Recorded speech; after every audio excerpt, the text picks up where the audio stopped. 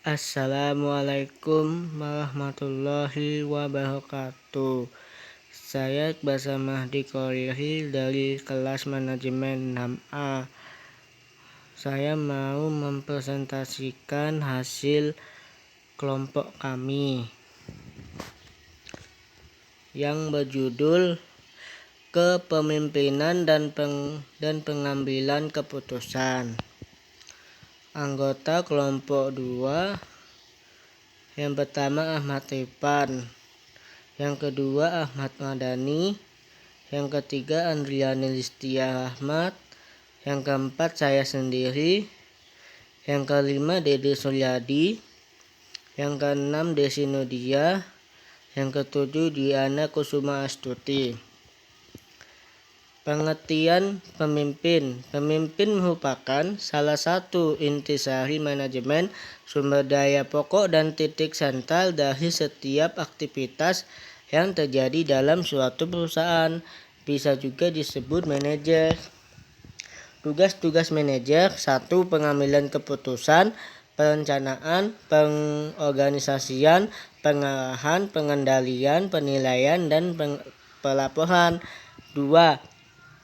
Seorang manajer harus dapat mendorong para bawahannya untuk bekerja giat dan membina bawahannya dengan baik, sehingga terciptanya suasana yang baik dan harmonis.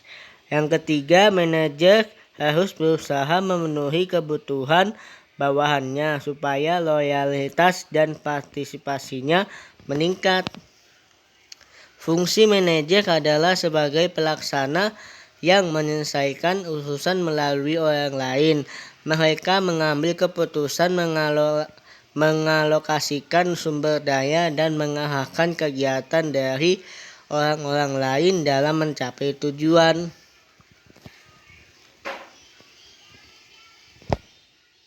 Tujuan seorang manajer adalah untuk memajukan perusahaan menjadi lebih maju dan meningkatkan nilai saham. Manajer harus memiliki tujuan yang harus bikin para anggotanya lebih semangat dan bisa menghasilkan suatu produk yang berbeda dari perusahaan lain. Definisi pengambilan keputusan menurut Peron dalam Salusu tahun 1996, pengambilan keputusan merupakan kunci kepemimpinan, sedangkan Gore tahun 1959 menyebut pengambilan keputusan sebagai inti kepemimpinan.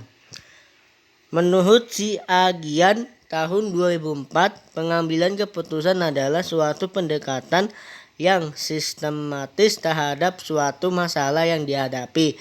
Dari pengertian-pengertian di atas dapat disimpulkan pengambilan keputusan merupakan suatu proses pemilihan alternatif terbaik dari beberapa alternatif secara sistematis untuk digunakan sebagai suatu cara pemecahan masalah.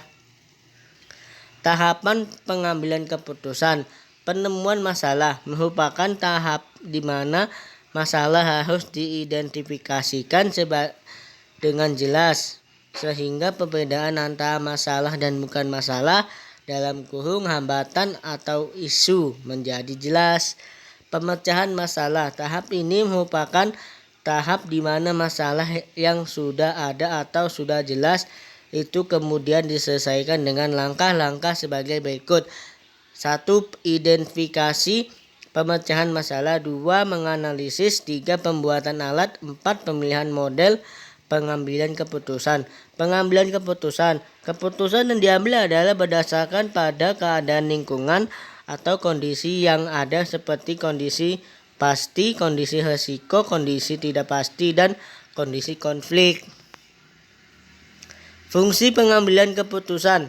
Sebagai pangkat permulaan dari semua aktivitas manusia yang sadar dan terarah, baik individual maupun secara kelompok, dan sesuatu yang bersifat futuristik, yaitu bersangkut paut dengan harapan masa depan, masa yang akan datang, di mana efeknya berlangsung cukup lama. Tujuan pengambilan keputusan dibagi menjadi dua, yaitu 1. Tujuan bersifat tunggal, yaitu terjadi apabila keputusan yang dihasilkan hanya menyangkut satu hal masalah. Sekali keputusan diambil tidak akan terkait dengan keputusan lain. 2. Tujuan yang bersifat ganda yaitu terjadi apabila keputusan yang diambil menyangkut lebih dari satu masalah. Dasar-dasar pengambilan keputusan. Intuisi. Kelebihan intuisi, waktu yang digunakan untuk mengambil keputusan relatif lebih cepat. Kekurangannya intuisi, keputusan yang dihasilkan relatif kurang baik. Wewenang. Kelebihannya wewenang, kebanyakan penerimaannya adalah bawahan terlepas apakah penerimaan tersebut secara sukarela ataukah secara terpaksa. Kekurangannya wewenang dapat menimbulkan sifat rutinitas dan mengasosialisasikan dengan praktik diktatorial. Kelebihannya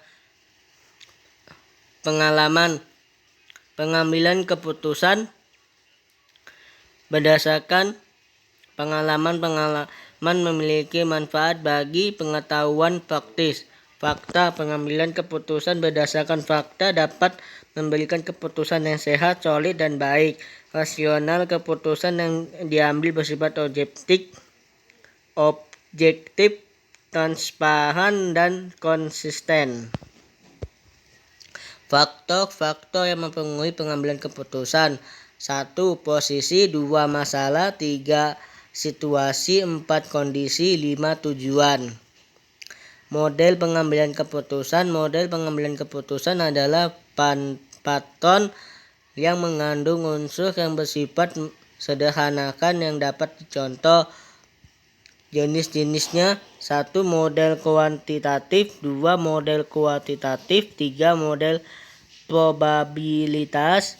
4. Model linear harapan. 5. Model matriks. 6. Model kurva tak acuh. 7. Model verbal. 8. Model keputusan rasional. 9. Model permainan operasional. 10. Model intuitif. 11. Model pohon. Jenis-jenis pengambilan keputusan berdasarkan programnya. Pengambilan keputusan dapat dibagi menjadi 2 kelompok, yaitu 1. Pengambilan keputusan terprogram. 2. Pengambilan keputusan tidak terprogram. Berdasarkan lingkungannya, keputusan dapat dibedakan menjadi 4 kelompok, yaitu 1. Pengambilan keputusan dalam kondisi pasti. 2. Pengambilan keputusan dalam kondisi berisiko. 3. Pengambilan keputusan dalam keadaan tidak pasti. 4. Pengambilan keputusan dalam kondisi konflik. Sekian dari kelompok kami. Terima kasih.